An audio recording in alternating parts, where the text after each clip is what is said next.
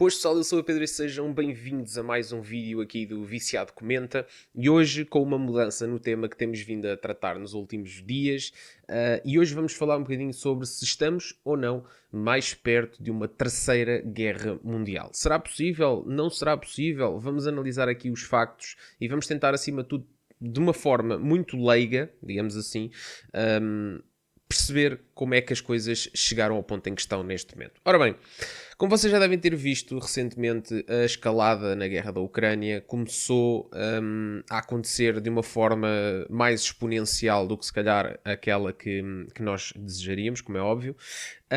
E efetivamente isto tem aqui uns contornos complicados, tendo em conta que neste momento tanto os Estados Unidos como a Alemanha, que são os dois principais contribuidores para a defesa barra ataque ucraniano conseguir existir, estão neste momento muito, digamos assim, debilitados. Os Estados Unidos porque estão num processo de transição de poder e a Alemanha porque vai para eleições antecipadas, o que faz com que a nível de decisão política esteja muito condicionada. E obviamente que isto é um problema substancial para Zelensky, que vê na Alemanha e na América o grande principal motor da sua defesa e ofensiva militar contra a Rússia, neste caso aquilo que está a fazer em Kursk, mas também toda a defesa necessária e todo o dinheiro necessário para manter a Ucrânia à tona d'água a lutar.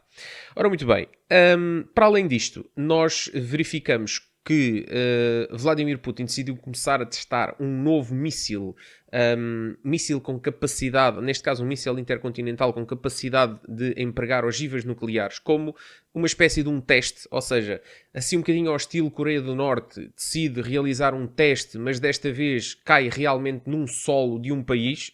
A Coreia do Norte até então não teve essa ousadia, tem caído perto do Japão muitas vezes, mesmo a Coreia do Sul já teve vários alertas de que aquilo um dia destes corre mal e pode cair em cima deles, mas pronto, até agora tem caído sempre no mar, e a realidade é que a Rússia fê-lo de forma efetiva e fez cair em cima da Ucrânia um míssil sem, obviamente, as ogivas nucleares estarem colocadas, mas fez cair esse míssil colocando em causa, digamos assim, ou neste caso, fazendo escalar as coisas para um patamar superior. Atenção que isto não foi, no meu entendimento, algo, digamos assim, não foi um ataque tão rebelde como aquilo que aparenta, porque foram avisados, neste caso os Estados Unidos, e depois os Estados Unidos fizeram passar essa informação aos seus aliados e também à própria Ucrânia, do lançamento daquele míssil. Porquê? O que é que estaria aqui em causa? Se por algum motivo os Estados Unidos não tivessem sido avisados do lançamento daquele míssil, imediatamente todos os escudos antimíssil que os Estados Unidos têm espalhados pelo mundo seriam imediatamente ativados. E isso poderia levar aqui a uma escalada muito maior, porque, como é óbvio, os Estados Unidos iriam interceptar aquele míssil da forma que pudessem, empregando os meios que pudessem, porque lá está, não sabiam qual é que era o destino daquele míssil, não sabiam qual era a carga que estava naquele míssil e, portanto, iriam tentar de todo modo pará-lo. E, portanto, isso poderia levar a um escalar ainda maior do conflito e, portanto, a Rússia não, pensando bem nas situações, avisou então os americanos. O que é que acontece? Está a ser dito que, de facto, aquele míssil é um míssil que não é possível de ser interceptado. Não é bem verdade, segundo aquilo que eu já percebi através de alguns especialistas militares e também utilizando aqui como por base as últimas novidades. Basicamente os Estados Unidos apressaram-se a responder a esta questão deste míssil, abrindo uma nova instalação militar, neste caso uma base com um escudo antimíssil mais avançado na Polónia. Portanto, este tipo de míssil, segundo aquilo que eu percebi, só pode ser interceptado na fase ascendente, ou seja, logo ali nos primeiros quilómetros da ascensão do mesmo, porque depois onde ele se torna de facto impossível de interceptar é na fase descendente, onde ele atinge velocidades super altas e onde já não há nada a fazer. Ele depois vai então cair onde estiver programado para cair, até porque ele depois tem várias ogivas e elas saem, digamos assim, para zonas diferentes. E, portanto, os Estados Unidos, já tendo conhecimento disso, lançaram no dia 15 esta base na Polónia, fizeram também aqui uma atualização num radar que está na Turquia, e esta base é meio que para duas coisas. Primeiro, para fazer esta defesa à própria Rússia, deste tipo de mísseis, mas também por uma questão de proteção em relação aos mísseis do Irão. Portanto, eles estão sempre a jogar em vários tabuleiros em simultâneo. Obviamente que o Vladimir Putin não gostou muito desta base ali encostado a eles, mas é aquilo que é, e como é óbvio, a base está num país NATO, que é a Polónia. Polónia que tem sido incansável no esforço de guerra neste momento, como é óbvio, que estão ali literalmente ao lado da guerra, e que por... digamos assim, os conflitos, já houve ali a possibilidade de terem que ir lá uns mísseis, depois disseram que foi antiaéreas da Ucrânia, pronto, aquilo não acabou por nunca avançar muito, mas já tiveram 2 avisos, e por isso a Ucrânia, por exemplo, no último ano, já tem um investimento de 4,20 e qualquer coisa por cento do PIB em investimento militar. São neste momento a força motora da NATO no investimento, ou seja, já superaram até o investimento dos Estados Unidos, ok? Mas tendo em conta que 4% da Polónia é menos do que 2 ou 3% da América, como é óbvio, né? Mas ainda assim a Polónia está a esforçar-se bastante e, digamos assim, está mesmo com aquele feeling de ir para o terreno ajudar a Ucrânia. Acho que tem sido a NATO a prendê-los mesmo para não haver aqui essa entrada, apesar de que eles unilateralmente podem sempre fazê-lo. Mas pronto, portanto, os Estados Unidos já se mexeram em relação a este míssil. Obviamente que isto foi um teste e foi uma resposta aos ATACMS que os americanos permitiram e o Reino Unido também permitiu que fosse atacado solo russo com armamento de longa distância, e portanto já aconteceu, pelo menos uma vez confirmado pela Ucrânia, alguns ataques a solo russo neste caso em Kursk, com o emprego destes mísseis, e portanto obviamente que Vladimir Putin respondeu logo, atualizando a doutrina nuclear e fazendo aqui esta utilização deste míssil também para escalar, pronto, enfim. O que é que, voltando aqui para trás e já tendo aqui tocado em alguns assuntos da ordem do dia, o que é que eu acho que é importante nós começarmos a analisar aqui? Isto é um problema que vem de muito para trás. Isto não começou hoje, ok? Este problema na Ucrânia não começou hoje. Inclusive nem sequer começou na Ucrânia. Isto começou exatamente na Geórgia, ok? O que é que acontece aqui? A Geórgia, assim como a Ucrânia e todos os vizinhos da Rússia que ali estão, vivem com um medo, que é a invasão por parte da Rússia a esses países e a possível anexação. Um bocadinho ao estilo daquilo que nós vimos na Bielorrússia, né? E, portanto, ou seja, tendo em conta que esses países, grande parte deles, os países da antiga União Soviética, já fazem parte da NATO, exatamente com este medo, há ali alguns países à volta que continuam a ter medo. E se vocês forem olhar à história, em 2008... Vladimir Putin decidiu invadir a Geórgia exatamente porque havia em cima, ou estava na altura em cima da mesa, a possibilidade ainda com o presidente Bush de facto colocar em cima da mesa a adesão da Ucrânia e da Geórgia à NATO. Obviamente que nessa altura, nessa cimeira de Vilnius, aconteceu um bocadinho aquilo que está a acontecer agora, que é, não, vocês vão entrar, fiquem descansados, pá, mas pronto, não fica aqui nenhum prazo estabelecido, não fica aqui nada escrito, pá, mas vocês vão entrar, ok? Fiquem descansados. Ok. O Putin, compreendendo isso, decidiu invadir a Geórgia e depois, mais tarde, ou seja, logo 4 meses depois dessa cimeira, em que não deu nada, a Geórgia foi invadida e depois, mais tarde, em 2014, decidiu também invadir a Ucrânia pela parte da Crimeia, ok? E isto, obviamente, que abre aqui um precedente, porque nenhum país invadido ou com qualquer tipo de guerra a acontecer pode entrar na NATO. E, portanto, como é óbvio, Vladimir Putin coloca assim um ponto de interrogação sobre quando. Ou seja, mesmo que a Ucrânia neste momento quisesse fazer parte, por exemplo, da NATO, mesmo que não, vamos assinar, não pode, porque não pode entrar um país que está em guerra, ok? Porque isso era arrastar imediato, ou seja, era assinar e 2 segundos depois ativar o artigo 5º e fazer a NATO entrar, só se esse fosse o interesse da NATO, não é? Mas para isso não precisaria que a Ucrânia entrasse.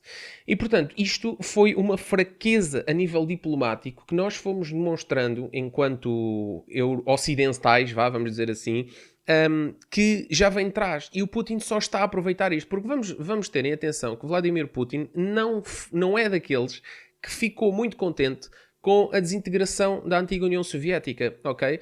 E muito menos é daqueles que fica muito contente com a aproximação da NATO às suas fronteiras. A bem da verdade, também temos que dizer aqui uma coisa. Os americanos pensam exatamente da mesma maneira. Se por alguma razão se decidir criar uma organização do tipo NATO na América do Sul, os americanos são completamente contra e não vão permitir que isso aconteça. Por exemplo, portanto, e aconteceu a questão dos mísseis de Cuba também, quando os russos estavam interessados em colocar lá mísseis estacionados à porta, ou neste caso no jardim dos Estados Unidos. Eles também não gostaram. Ok, tudo este tipo de potências não gostam muito, como é óbvio, da aproximação militar dos seus inimigos. Portanto, em bom da verdade, temos que dizer que isto é de parte a parte. Só que lá está. A questão que se põe aqui é que, para o nosso caso, para o caso europeu, nós estamos aqui no meio desta salganhada toda e, digamos assim, a NATO tem algo que, neste caso, a Rússia não tem, que é, a NATO até então não invadiu nenhum país por uma questão de aumento territorial ou por simplesmente por uma questão de uma vontade extemporânea de alguém, ok? A NATO tem como objetivo, apesar de ter tido os seus erros ao longo da vida, como é óbvio, como qualquer coisa na vida, a NATO até então é uma organização que tem como objetivo uma cooperação militar e política, ou seja, é uma junção de valores, uma dissuasão musculada, digamos assim, para todo e qualquer tirano que tenha a ideia de atacar aqueles terrenos, porque é aquela história do todos somos mais fortes, não é? E, portanto, é um bocadinho assim. Há sempre aquele famoso artigo 5º que diz exatamente que se algum país da NATO for atacado, todos os países vão ocorrer em seu auxílio.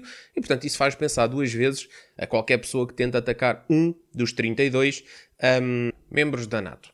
Ora bem, o que é que eu quero agora aqui começar por falar? Que é, nós, enquanto europeus ocidentais, principalmente nós, os europeus mesmo, temos uma grande responsabilidade naquilo que tem sido a capacidade da Rússia ter iniciado este esforço de guerra, digamos assim, em 2022 contra a Ucrânia, exatamente porque nós fechamos os olhos a esta vontade de Vladimir Putin de fazer crescer as suas fronteiras para além daquilo que está, acima de tudo, descrito como pertencente à Rússia, que já não é pouco.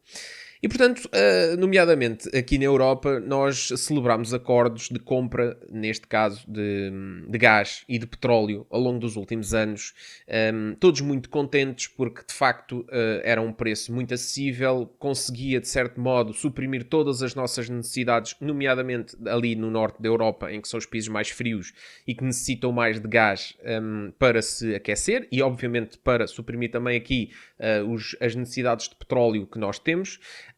E, portanto, durante alguns anos nós, e vocês há de se lembrar de muitas matérias jornalísticas a falar sobre isso, em que dava conta dos milhares de milhões de euros que nós colocávamos mensalmente na economia russa com a compra deste tipo de produtos. Inclusive até a Alemanha foi mais longe e decidiu dar um passo em frente de forma a importar diretamente este tipo de material, neste caso gás, construindo então o Nord Stream 1, e depois também, até querendo reforçar essa capacidade, o Nord Stream 2, que acabou por nunca entrar em funcionamento.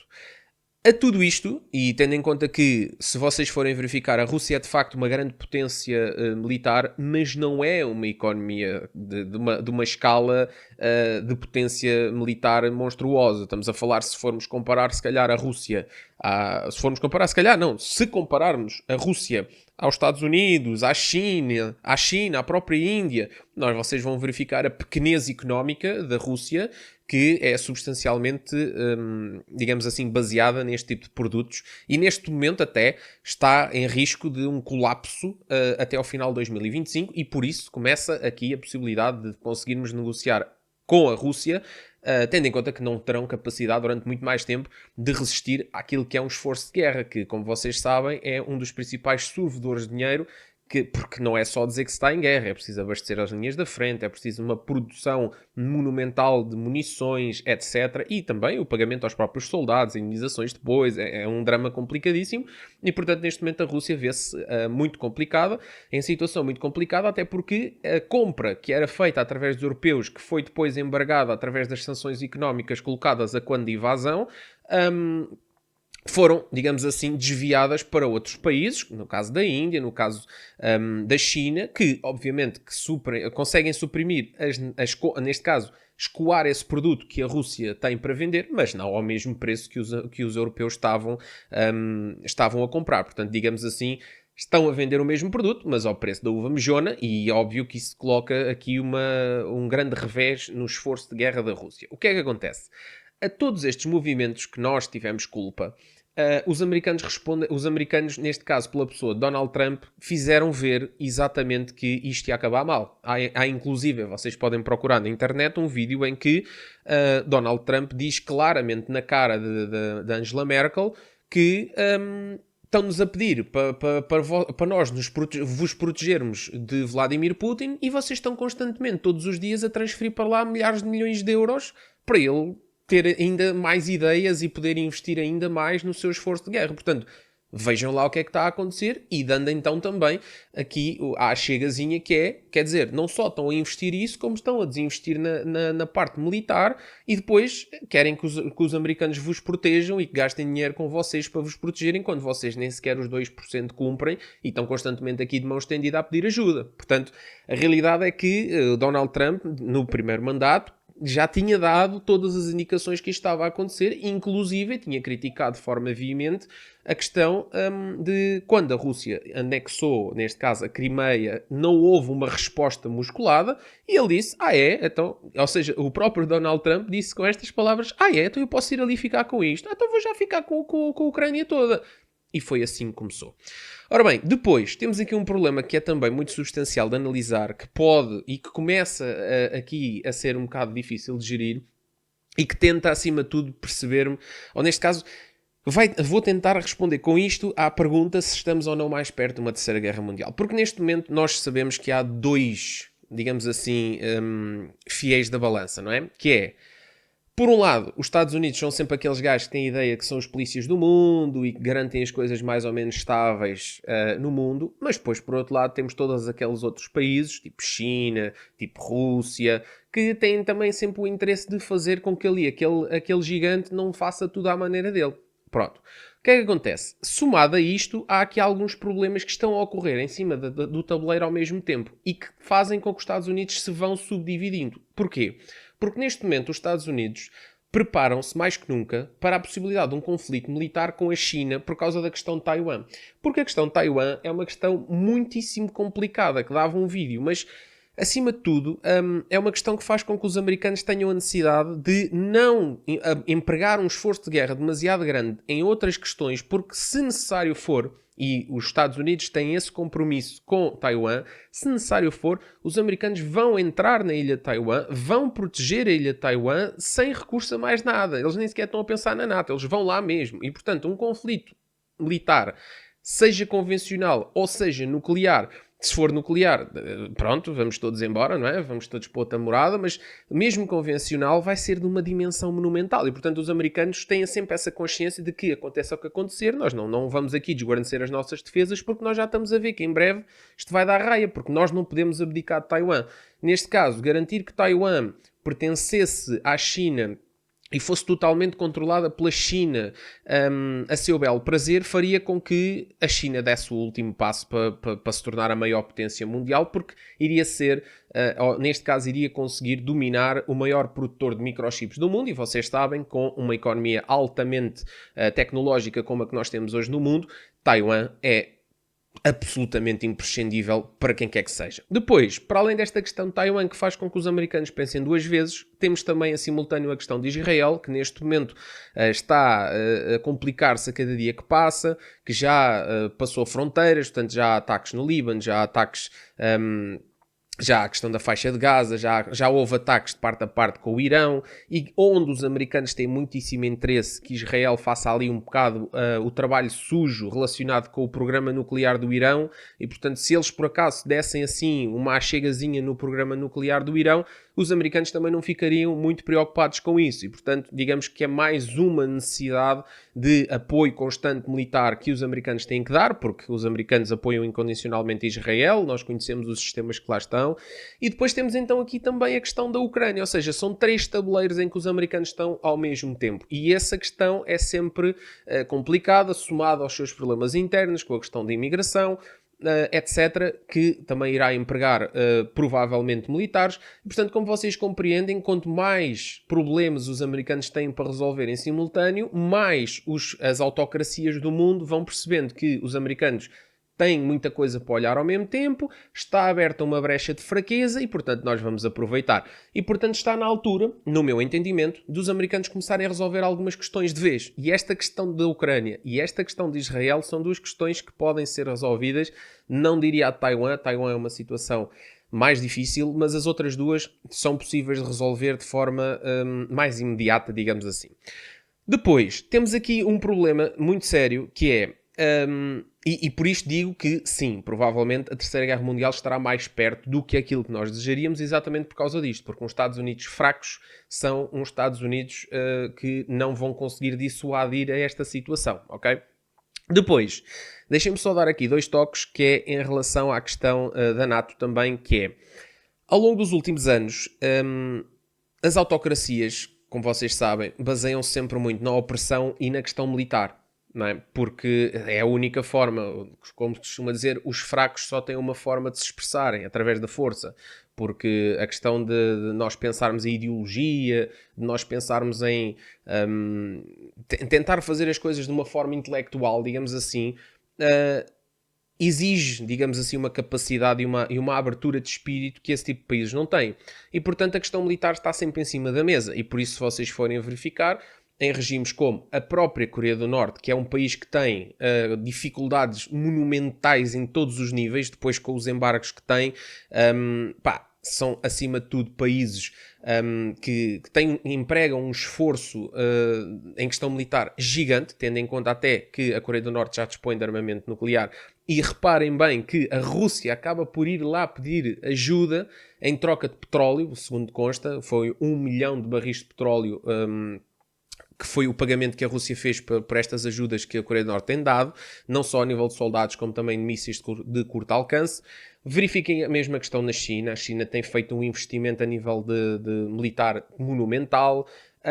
A própria Rússia nunca o deixou de fazer. E, portanto, a NATO, em comparação com estes países, tem-se deixado de ficar para trás exatamente porque, principalmente os europeus, têm pensado muito mais que a NATO já estava boa como estava e têm-se esquecido de investir o necessário, ok?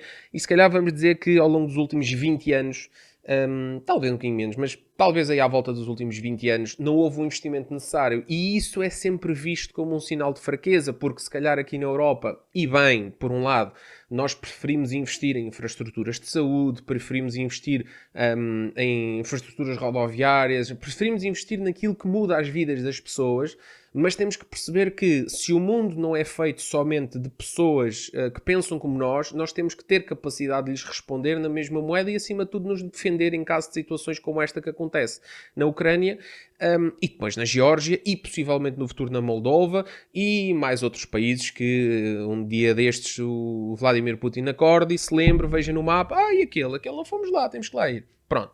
E portanto, o facto de nós termos sido fracos nesse aspecto fez com que isto existisse. E, portanto, começa a ser complicado nós dizermos, não, espera aí, a NATO existe, atenção, o artigo 5º, o artigo 5º impede tudo. Impede se de facto nós tivermos força, impede se de facto nós começarmos a investir de forma séria na nossa defesa. E com isto eu não estou a dizer que nós temos que estar tipo americanos, toda a gente tem que sonhar ter uma carreira militar, toda a gente temos que voltar ao serviço militar obrigatório. Não precisa de ser forçosamente assim no início, ok? Não quer dizer que em caso de necessidade extrema isso não suceda, mas reparem, se nós hoje em dia olharmos, por exemplo, ao nosso caso português, que é o caso que nós conhecemos dia a dia, nós percebemos que há um êxodo, neste caso dos ramos das Forças Armadas, por falta de condições, por pagamentos miseráveis, face, obviamente, ao risco associado à função.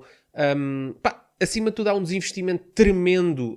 Ainda há pouco tempo houve aquele problema na Marinha em que, de facto, os militares se recusaram, neste caso os marinheiros se recusaram a zarpar porque efetivamente achavam que o barco não tinha condições de segurança e nós nunca vamos saber se é verdade ou não, porque este tipo de instituições não permite que essas coisas saiam para fora, até, aliás, porque cada vez que isso sai para fora é mais uma machadada na nossa reputação a nível da NATO, e portanto, pá, é óbvio que não é atrativo para ninguém dizer assim, não, sim senhor, nós somos, vamos para o exército, vamos fazer crescer o exército, vamos investir, mas depois chegas lá, andas com uma G3 de 50 anos, andas a dormir em camaratas cheia de baratas e de problemas, ou seja, é muito difícil. E, portanto, eu quando digo que é preciso reforçar e investir, é comprar, de facto, equipamentos em condições, é remunerar de forma, digamos assim, aceitável as pessoas que fazem essa a sua carreira, e, acima de tudo, começar por aí. E é algo que nós nem sequer o mínimo fazemos, porque neste caso nós devíamos estar pelo menos a pagar 2% por ano do nosso PIB para o investimento nas Forças Armadas, e nós não temos essa capacidade. Andamos a dizer que só em 2029 é que vamos conseguir fazer isso, estando completamente fora daquilo que foi o que nós assinámos em 1949, quando fomos um dos países fundadores da NATO. Portanto, passaram-se daqui a bocado 100 anos e nós não fomos capazes de cumprir com aquilo que assinámos no primeiro dia. Portanto, é uma coisa complicada e que nos faz, claro, ser vistos por parte destas autocracias como cada vez mais fracos face ao investimento que eles vão fazendo, porque obviamente eles o fazem em detrimento, se calhar, das condições de vida da população deles. Nós não o faremos, mas nós temos um crescimento económico que nos permite olhar para isso e, acima de tudo, pelo menos os 2% vamos ter que cumprir. Há vários países que já fizeram esse esforço e que já passaram a cumpri-los. E isso vai colocando alguns problemas internos nesses países. Vejam, por exemplo, o caso da Alemanha. A Alemanha decidiu fazer um investimento fortíssimo na questão dos aviões F-35, na ordem dos 100 mil milhões de euros, uma loucura, mas lá está, o desinvestimento que houve ao longo de muitos anos leva a isto e que com essa questão já passaram a cumprir os 2%. A Polónia, como vos disse anteriormente, está neste momento com um esforço enorme na questão militar. Entre outros países, tivemos a entrada da Suécia e da Finlândia, que são dois membros muitíssimo importantes para esta aliança que agora se vê crescer e que continuará a crescer certamente, porque há mais países a quererem entrar e quantos mais formos, melhor. E, portanto, está na altura de todos os países, de forma, digamos assim, pá, sem pensar nos contras da situação, não é? Eu agora vou investir na questão militar, pá, e era dinheiro que eu podia investir na saúde, era dinheiro que eu podia investir na educação, pá, era de facto, mas esta é uma questão que está aqui em cima da mesa e é esta pergunta, se estamos mais perto de uma terceira guerra mundial, nós só conseguimos respondê-la mais para o sim ou mais para o não, ou neste caso, analisando a nossa capacidade de dissuasão, porque em última instância o objetivo é sempre que nos vejam como grandes para nem sequer virem falar connosco. O nosso objetivo não é falar com ninguém, o nosso objetivo é que olhem para nós, tipo o segurança da discoteca, o gajo tem 2,5 metros, 120, 130 ou 140 quilos, mano, cala-te, mano, não vale a pena, nem vais lá falar com o gajo está lá só assim e tu passas, calado. É isso que a NATO deseja ser e é isso que efetivamente se espera. Só para... isto são temas muito complicados de analisar exatamente porque são muitas coisas, mas deixem-me só rematar a conversa com a questão do futuro militar da Ucrânia. O que é que eu acredito que efetivamente possa vir a acontecer? Saiu recentemente aqui uma notícia sobre quais é que são os planos da Rússia para a Ucrânia, digamos assim. E o objetivo passa por anexar a parte que está mais, digamos assim, encostada a eles, criar no meio um Estado, digamos assim, russófilo, e na parte que fica encostada à Polónia ser a chamada zona disputada. Seja lá o que isso quer dizer.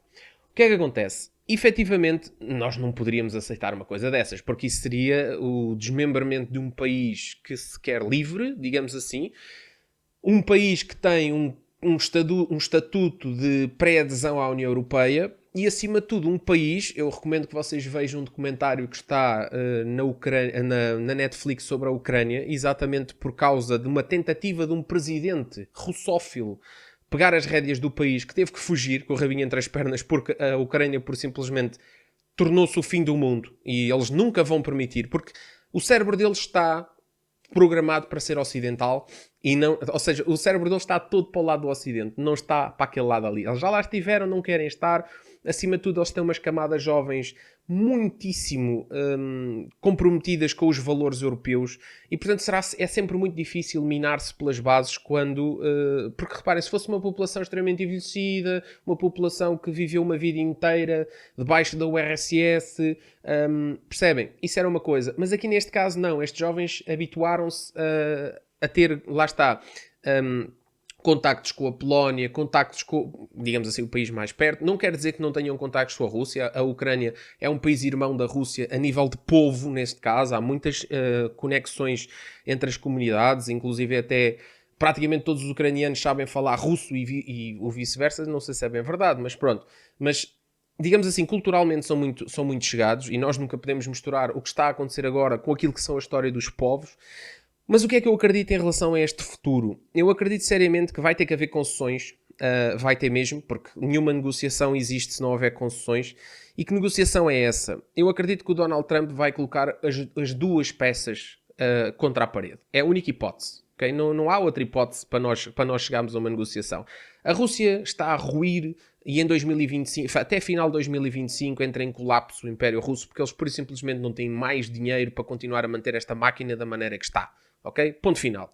E o Zelensky sabe que no dia em que os Estados Unidos fecharem a torneira, ele é engolido pela Rússia imediatamente porque não tem capacidade, com o apoio somente dos europeus, de fazer face à Rússia. Portanto, assim sendo, há condições para se sentarem à mesa, porque tanto um como o outro têm o que têm a perder. O que é que acontece? Até dia 20 de janeiro, que é o dia em que Donald Trump tomará a posse, há de facto um esforço que a Ucrânia terá que fazer, que é continuar, de certo modo, a tentar controlar uma parte do território que está a conquistar, ou que neste caso conquistou em Kursk, porque isso será utilizado como moeda de troca em muita coisa. Portanto, todo o investimento que se calhar a Ucrânia vai fazer a nível da guerra até lá vai ser na manutenção da maior porção de terreno possível nessa zona. Depois, a questão da Crimeia, no meu entendimento, é uma questão perdida. É uma questão que o Ocidente e até o próprio Estados Unidos falharam e, portanto, é tarde demais para nós dizermos que, não, vais ter que sair da Crimeia, vais ter que basar de lá. Não. Eu acho que a Crimeia vai mesmo acabar por ficar para a Rússia, mas com uma condição. Ser uma zona desnuclearizada, uma zona desmilitarizada, uma zona que pura e simplesmente não coloca em causa não só a integridade física da NATO e dos países ali envolventes, como também da livre circulação de mercadorias pelo mar. Portanto, eu acho que se a Rússia assinar esse compromisso diretamente com os americanos, acho que isso pode acontecer. Depois, todos os territórios, por exemplo, do Donbass, que neste momento pertencem, ou que estão, neste caso, nas mãos dos russos, eu acho que os russos vão ter que abrir mão em detrimento daquela parte de Kursk e, pronto, apesar de não ser olho por olho, dente por dente, é do género. Tu basas daí, estás quieto, respeitas as fronteiras que estavam até 2014, digamos assim, porque estamos a dar perdida a Crimeia. Vocês também, ucranianos, basam aí de curso, deixem estar tudo sossegadinho e ponto final. A questão que levanta mais dúvidas é em relação ao futuro. Porque reparem numa coisa, a Ucrânia nunca aceitará neste momento outro acordo daqueles como aconteceu quando foi com a desnuclearização da Ucrânia, que entregou parte das armas à Rússia em troca de nunca ser atacada e que deu outra parte à NATO para serem destruídas em troca da sua defesa. Porque nós verificámos que isso não aconteceu. Quando eles levaram porrada, a gente mandou para lá uns curativos, mandou para lá umas cenas, mas não foi lá ajudar o gajo na porrada. Portanto, os gajos neste momento não confiam nem numa parte nem na outra. E portanto, eu creio sinceramente que sem a possibilidade da NATO anexar, ou neste caso absorver de facto a Ucrânia de forma oficial e a própria União Europeia também o fazer, eu acho que a Ucrânia não vai assinar nada. E a Ucrânia está naquele estado do perdido por 100, perdido por 1000. Antes morrer a lutar do que vergar contra os nossos ideais, porque estamos a falar de um país que já está muito destruído. São mais de 1000 dias de guerra e, portanto, acho que eles já não têm muito o que perder nesse sentido. E, portanto, eu acho sinceramente que a Ucrânia vai colocar aí alguns pontos. E até que ponto é que os americanos não vão aceitar isso?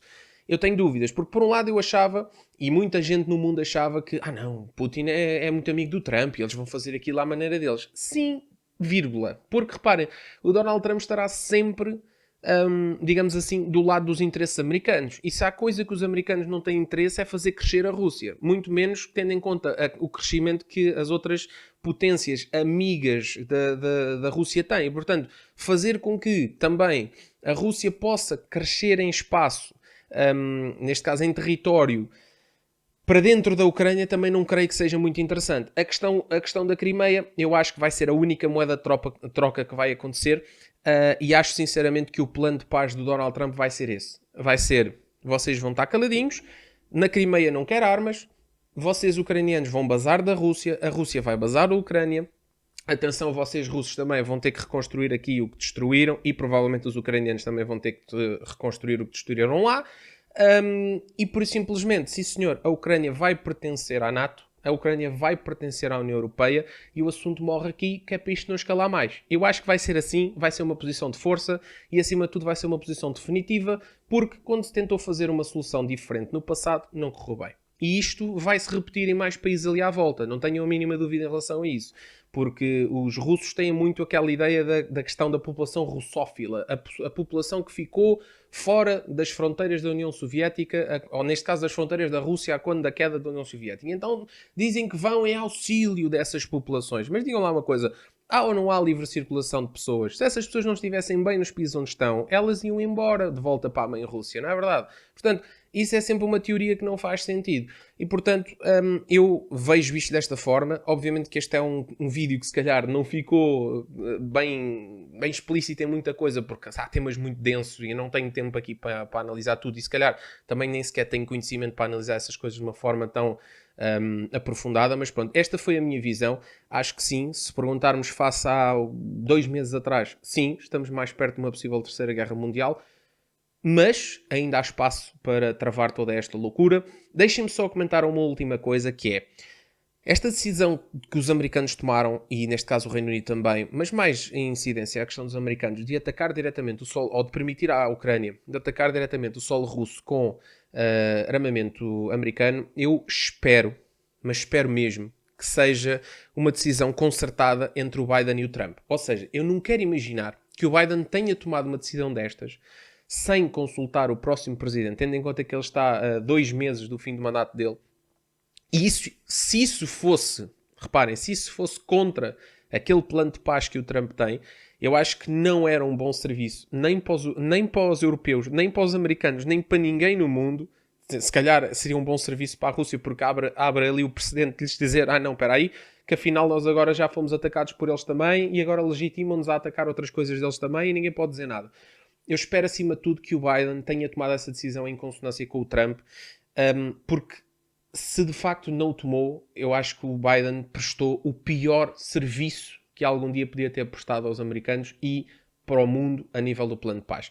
É isto que eu digo, porque, sinceramente, abriu-se um precedente que não tinha sido aberto até então. Era entregar armas para defesa e nunca para ataque, e eu espero, acima de tudo, que isso tenha sido consertado. Os motivos pelos quais eu espero isso podia dar outro vídeo, porque senão estávamos aqui mais meia hora, ok? Maltinha, um grande obrigado a todos. Espero que tenham gostado de mais um Viciado Comenta e espero, acima de tudo, não ter que tocar mais neste assunto nos próximos tempos, que é sinal que não há muitas situações a acontecer. Espero que a próxima vez que eu falar sobre isto já seja sobre o plano de paz, ok? Um grande abraço.